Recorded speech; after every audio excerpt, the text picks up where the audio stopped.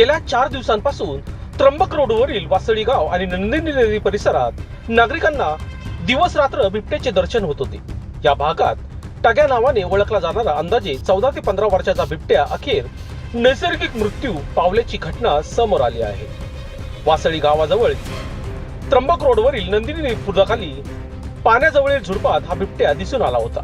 स्थानिक नागरिकांनी तात्काळ वन विभागाला माहिती दिल्यानंतर रेस्क्यू पथक घटनास्थळी दाखल झाले। यावेळी बिबट्या अत्यंत अशक्त आणि थकलेल्या अवस्थेत आढळून आला।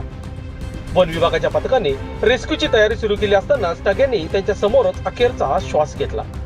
सहाय्यक वनरक्षक प्रशांत खैरनार, वन परिक्षेत्र अधिकारी सुमित निर्मळ आणि वनपाल कुशर पावरा यांचा पथकात समावेश होता।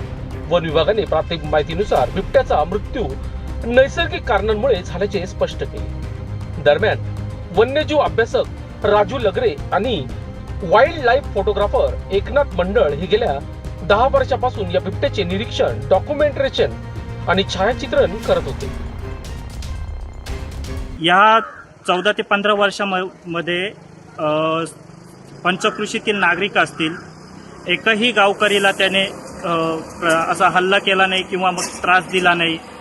आज टग्याचा दुर्दैवी अंत बघून आम्हाला थोडं वाईट वाटतंय। असा हा वन्यजीव टग्या आणि हा त्याचं आयुष्य कशाप्रमाणे इथे त्याने घालवलं किंवा मग जगला असं म्हणू शकतो आपण। थोडं इमोशनल फील होत आहे की डोळ्यासमोर त्याचा जो ऑरा होता जेव्हा आम्ही त्याला शूट करायसाठी बसत होतो, की तो येताना त्याचा जो रुबाब, त्याची जी ताकद होती ती आम्ही फील करत होतो। आणि आता इथून पुढे ते आम्हाला दिसणार नाही की अरे कुठे गेला असेल तो, आता कुठे असेल, कोणत्या एरियात असेल, आता इथून पुढे ते दिसणार नाही। लोकशास्त्र न्यूजसाठी बंटी आढाव, नाशिक।